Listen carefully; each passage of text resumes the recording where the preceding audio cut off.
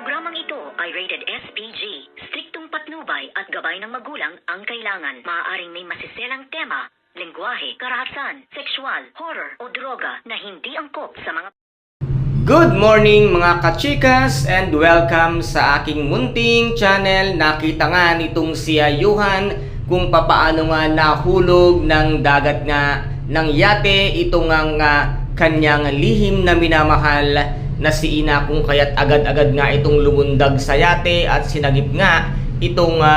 si Ina na ngayon nga ay wala ng malay at ngayon ay naidala nga nitong si Yuhan itong si Ina sa dalampasigan na kung saan ngayon ay walang malay at dito nga ay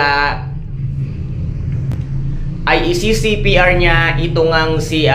Ina para nga maalis ang tubig na kanyang nainom, kung kaya't dito ngayon ay ito ang magiging tagpo na ating pakaaabangan kung papaano nga maililigtas at maisasalba nitong si Yuhan ang kanyang lihim na minamahal na itong si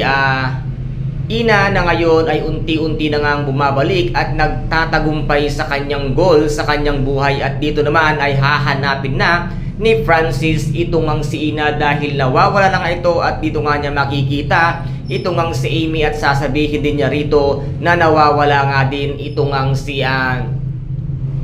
Yuhan at baka nga daw ay magkasama silang tumawid sa dagat. At dito naman ay nagtaka itong si Francis sa sinabi nga niyang baka daw nahulog sa dagat itong si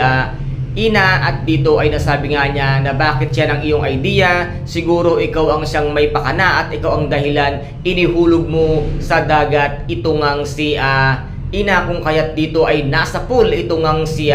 Amy sa kanyang malaking kasalanang ginawa, kung kaya't dito ay pagbabayaran niya ang kanyang ginawa dahil mabubuking nga siya nitong si Francis sa kanyang kasinungalingan at kabulukang ginawa, kung kaya't dito nga ay ipakukulong itong